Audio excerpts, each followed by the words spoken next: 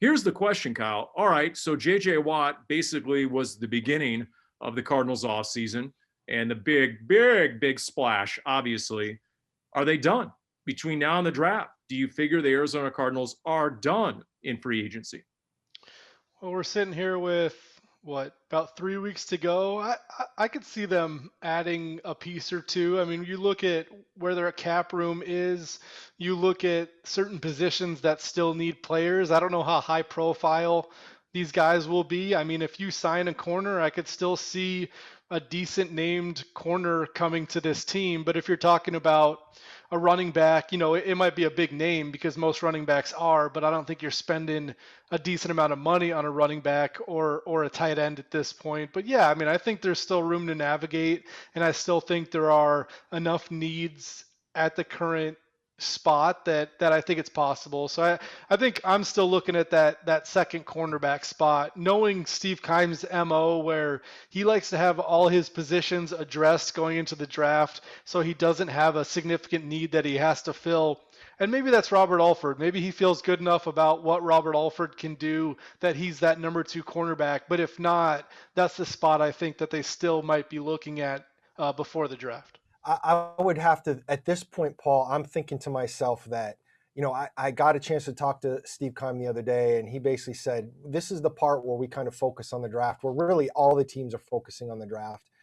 I would think at this point, if somebody were to sign, it probably is a guy that you've already had a conversation with, and you basically said, this is what we're offering. It's kind of take it or leave it. There's no real negotiations here. So if you did bring him in, it would be a small modicum of work involved in terms of bringing him in just to get his physical and then having a low-key signing. I don't think it's going to be any kind of negotiations big time at this point, because the reality is this. I mean, I look at these positions. I see them. Could they use another tight end? Yes. Could they use another cornerback? Definitely. Could they use a running back, a bigger running back? I think so. And there are some names, like Kyle mentioned, that are still out there, especially at cornerback, that you would recognize. But the reality of the situation is we're so close to the draft. I don't think at this point there's going to be a lot of market for who's still out there before the draft. And after the draft, those guys, their leverage goes way down because all these teams have added all these new players.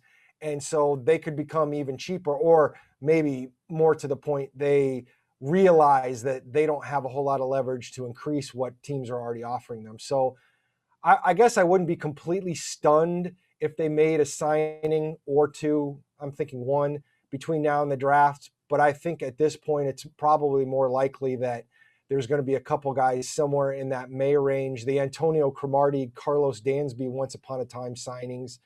Dansby signed in May. The first time he came back, Antonio Cromartie was a guy who signed in May, hoping for that bigger deal, never materialized, and finally realized, okay, I might as well do that. That's what I'm kind of thinking, or even waiting all the way until training camp. But again, in this day and age of where the salary cap is, that's a dangerous road to hoe for any free agent.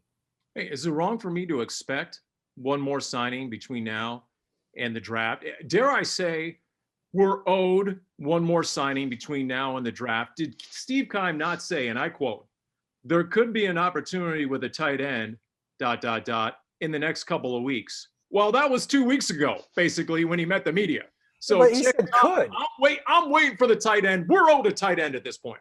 But see, when he says there could be an opportunity, see, I read that as the same thing that we're just talking about, Paul, which is ultimately maybe there is a tight end out there, a veteran tight end they asked to come here, and the tight end's like, well, I'm not playing for that money, and the Cardinals are like, well, okay, and maybe that's the could part, is the offer's out there, and if the guy wants to sign, great, and if he doesn't, it's not like we're going to pursue him anymore.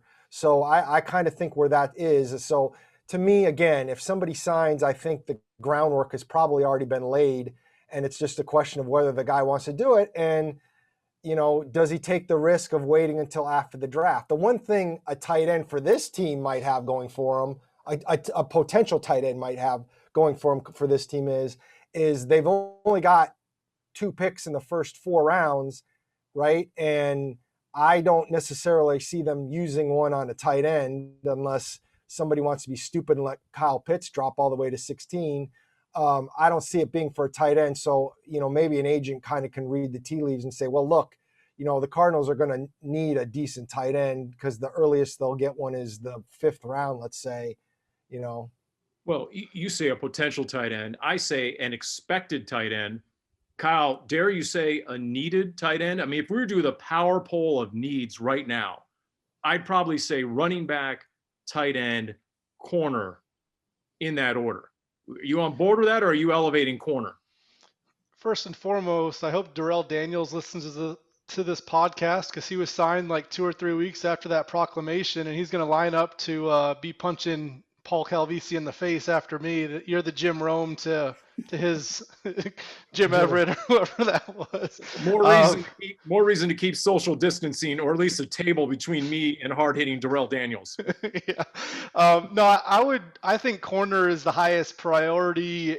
I think unless you have true belief in Robert Alford staying healthy, I still think you're down a starting cornerback at this point. And at running back, you have Chase Edmonds, and I agree that tight end is a need, but I just don't think it's nearly as premium of a position as corner. So I feel like cornerback is such a more important position, stopping all these great wide receivers and these great passing games. Last year, the Cardinals tight end group wasn't great, but I don't think they defined the offense. So if you want to use Max Williams and Darrell Daniels and then sign a move tight end that isn't a huge name, I think you can do that and put more focus on the wide receivers. And I also think you can sign a running back for the minimum, give them some carries and make it work. But I definitely feel like cornerback is the most important spot because of the way the roster looks and because of the positional value. I don't mean to cut you off, Paul. I just would say along those lines, I think these all can run on parallel tracks. Anybody signing at this point, for the most part, I don't think is going to get a ton of money. So it's not like you can't sign all 3 of those positions and get a veteran. But I will say that if you're going to make me rank them, I would still have cornerback first, running back second, tight end third at this point. But I do think, again, I think by the time we get to training camp or even the off season here, if there's some work on the field, I think ultimately there's a good chance, depending on how the draft goes, that they could sign a veteran at all 3 of those spots.